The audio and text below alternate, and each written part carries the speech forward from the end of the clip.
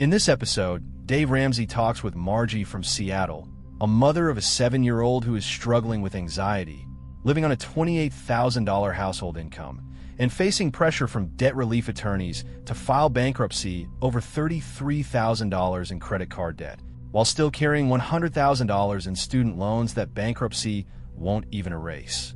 This call goes far beyond dollars and cents.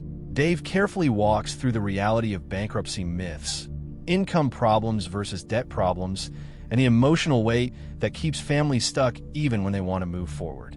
Instead of quick legal fixes, he challenges the couple to imagine a different future, one built on increased income, intentional steps forward, and hope that doesn't come from paperwork, but from change. Hey, Margie, how are you?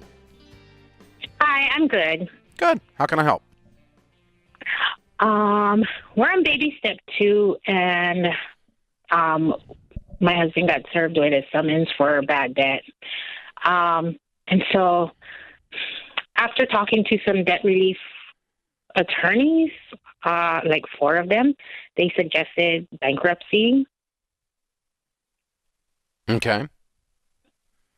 And we're about $34,000 in debt and credit cards, and we have like a $11,000 loan on our car, and about $100,000 worth of student loans combined. Okay. And what's your household income? About $28,000 a year. Yeah. Okay. Who's not working? Me. Why? My daughter is at home with COVID and everything, and my anxiety. Your daughter is how old? 7. And are you being treated for your anxiety? Yes. Okay. In what way? Therapy. Yeah. Okay. All right. Well, let me give you a couple of facts that we can walk through, and then let's try to figure out how to help you, okay? Okay. Fact number 1, student loans are not bankruptable. Okay? Yes, I know. So after bankruptcy, you will still have $100,000 in student loan debt. Yes. Fact number 2, your household income is $28,000. Y'all are starving to death. And bankruptcy will not fix your income problems. Okay? So after bankruptcy, we get rid of credit card debt. And by the way, you don't have a car anymore, or you still have a car payment, one of the two. If you don't give up the car, you still got the $11,000 in car. So really, when it gets down to it, if you're going to keep the car and reaffirm it, it's called in a Chapter 7 bankruptcy, then you would have $33,000 in credit card debt is all you're bankrupting. Yes. And who served you? Which credit card? The credit card was Credit One Bank. Okay. And how much do you owe them? $1,006. Okay. All right. All right. The third fact is that debt relief attorneys are generally not debt relief attorneys. Generally what they are is bankruptcy attorneys. And if you ask a bankruptcy attorney if you're bankrupt, that's like asking a dog if it's hungry. Yeah. So the advice you were getting from a quote-unquote professional was self-serving advice on their part. So these are the things that are disturbing me. So we're getting advice from people that are, want you to file bankruptcy because it's what they do. They're a hammer, so everything's a nail. If you're going to keep the car, we're not filing bankruptcy on very much. And really $1,000 is all that's triggering this. And you have a household income of $28,000, which is less than half the annual income of the typical household in America. Mhm. And so I'm not shaming you. I'm just saying you guys have an income issue. I've been there myself. 1 year in my life, I made $6,000. Okay, so I know how it feels. It ain't no fun. What's your husband do for a living? He works at a car dealership. Doing He's a what? porter. Driving cars. Driving cars. 40 hours a week? Well, on average right now, 33. Yeah. And how old are you guys? In our 40s. Okay. All right. And so for me to help you have a good life a decade from now, I want to be able to paint a picture that gets rid of not only the immediate stress of this lawsuit, but also gets rid of $100,000 worth of student loan debt and allows you all to have the freedom. Can you imagine, can you even for a second wrap your brain around what it would feel like in your home if you guys made $60,000 a year and had no debt? I can. I envision it. Yeah, that's where I want you to go. And that's where my mind takes me on answering your question when I start gathering the pieces of information up. But there's a lot of things that are going to have to happen for us to live that dream together, okay? Mm-hmm. And I am not a mental health professional, and I do know that anxiety is real, and I am not qualified to tell you when and if you can go back to work or what you could do. But I am qualified to tell you that your family needs income. And I am qualified to tell you that 33 hours a week is not enough to work when your family's this broke. Your husband needs to get 6 more jobs.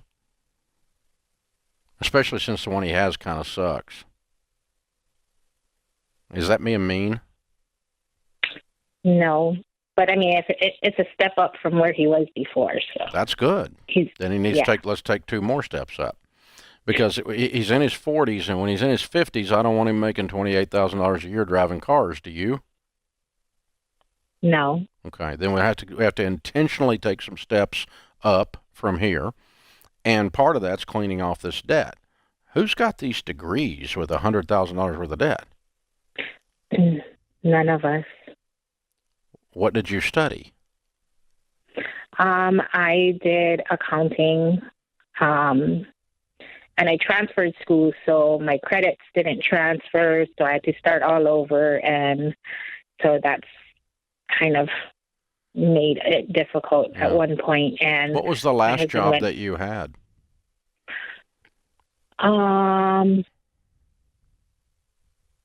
Administrative assistant.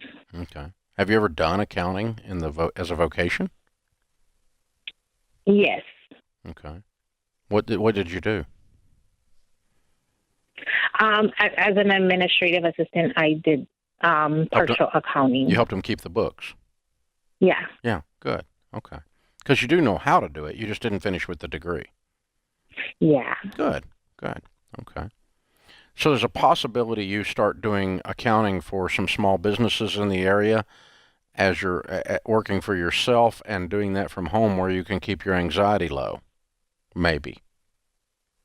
Yeah. I've been looking for work from home. Okay.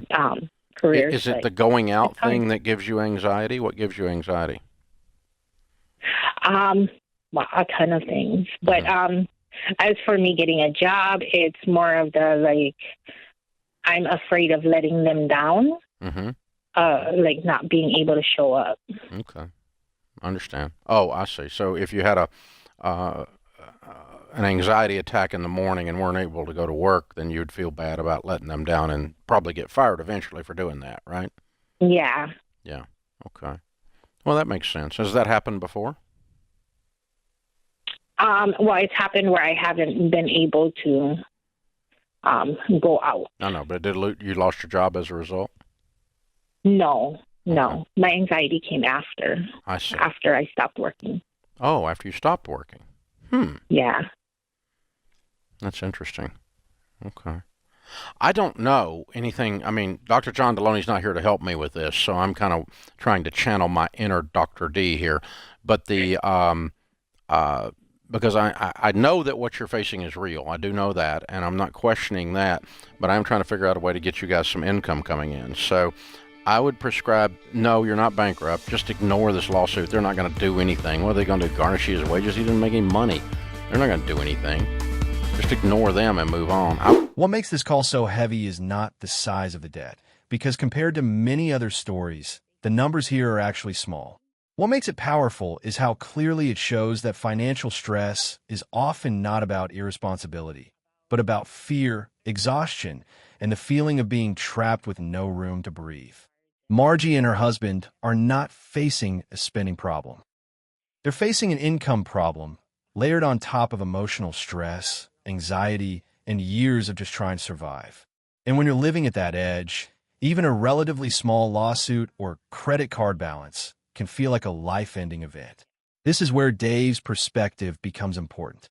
He doesn't dismiss the anxiety, and he doesn't shame the situation. Instead, he separates what bankruptcy can and cannot fix and forces the conversation back to reality. Because legal shortcuts don't replace income and paperwork doesn't create a future.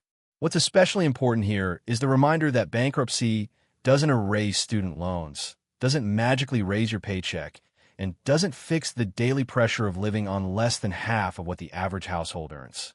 If the root problem stays untouched, the stress just comes back in a different form. This call also highlights something many people are afraid to say out loud. Sometimes the most compassionate answer is also the hardest one, not because it ignores mental health, but because it refuses to let fear make permanent decisions that close doors instead of opening them. Dave's focus on income is not about blame, it's about hope. Because income creates options, and options reduce fear. When money is no longer scarce, anxiety has less control over everyday decisions. The idea of working again, increasing hours, or stepping into something uncomfortable can feel overwhelming when anxiety is already present. But staying frozen in place carries its own cost, one that compounds quietly month after month. This conversation is a reminder that progress doesn't always come from giant leaps. Sometimes it starts with imagining a different future long enough to believe it's possible, and then taking one imperfect step toward it. A life with stability, peace, and freedom doesn't begin with filing forms or avoiding phone calls. It begins when you decide that staying stuck is no longer acceptable, even if moving forward feels scary. For anyone watching who sees themselves in this story, the takeaway is not that bankruptcy is shameful or that anxiety isn't real. The takeaway is that problems must be named correctly before they can be solved. And in this case, the problem is income, not worth. This family situation is difficult, but it is not hopeless. And the moment they stop trying to escape pressure and start building capacity is the moment the path forward finally becomes visible. That's the real lesson in this call, and it's one that applies far beyond money.